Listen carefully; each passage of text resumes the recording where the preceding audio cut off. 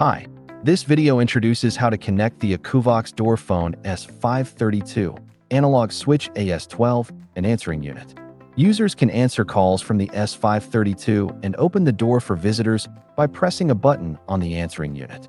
This video covers 3 parts: topology introduction, wiring, and configuration. In this setup, one analog switch can connect up to 4 answering units. The S532 connected to the analog switch operates in direct mode, while the S532 not connected operates in proxy mode, allowing it to make calls to the answering units via web configuration. Let's start the wiring. The S532 should be connected to a 12-volt, 3-ampere power adapter so that it can power the analog switch and handset. The blue, black, yellow, and red wire of the analog switch is connected to the S532's EK, power in or in C1, GND, and line ports, respectively. If you want to connect 2 analog switches together, connect them via GND, EK, and line wires. First, connect the power adapter's positive and negative wires to the S532's power in and GND interfaces.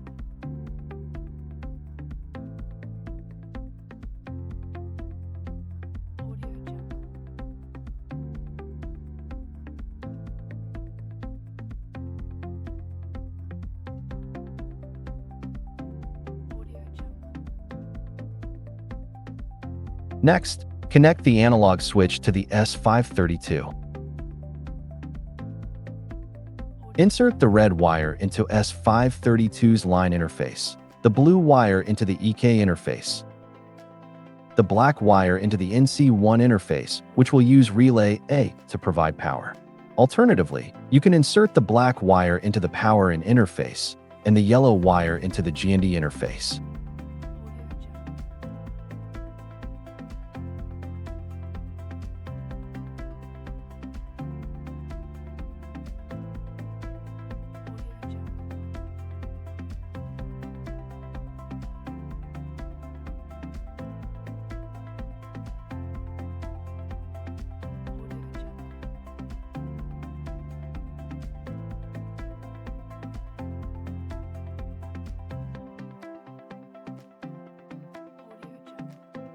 The answering unit is connected to the F1, F2, F3, or F4 on the analog switch. For example, if the unit is installed on the 4th floor and connected to F1, the analog number will be 401. F1 to F4 corresponds to 01 to 04. Remove the cover of the analog switch, and you can adjust the jumper.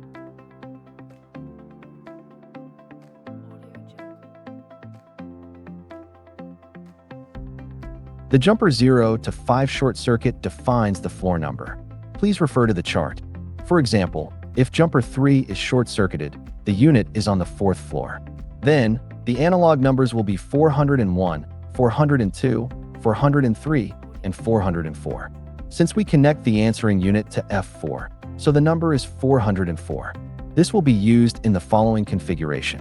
Next, install the terminal blocks on the S532. Connect the Ethernet cable to the S532. After proper connection, power on devices. Now, we can start the configuration. You can check the device IP with the IP scanner. Enter the IP in a browser and enter the username and password. The initials are admin.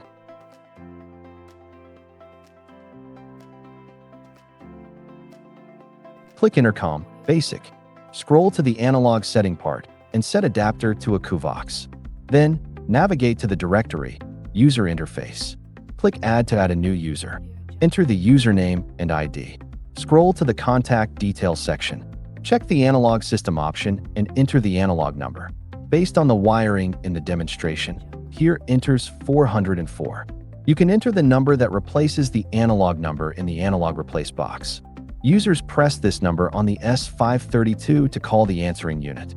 Set the analog mode to direct. Check the relay to be opened. Click Submit.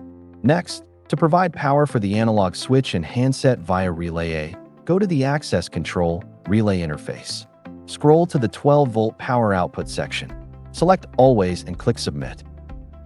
If the S532 is in proxy mode, set the analog mode to proxy and enter the IP address of another S532 that is in direct mode.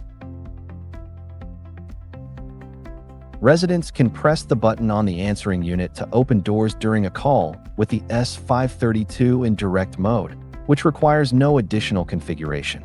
The door opening between S532 in proxy mode and the answering unit can be achieved by DTMF codes.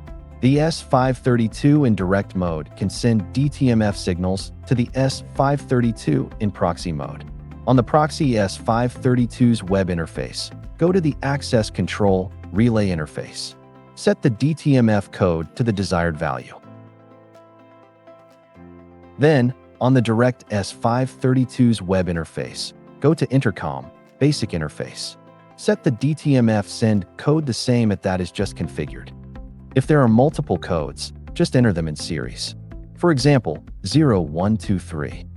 After configuration, press the analog number or replace number on S532. The answering unit receives the call. Welcome, please come in. Thanks for watching.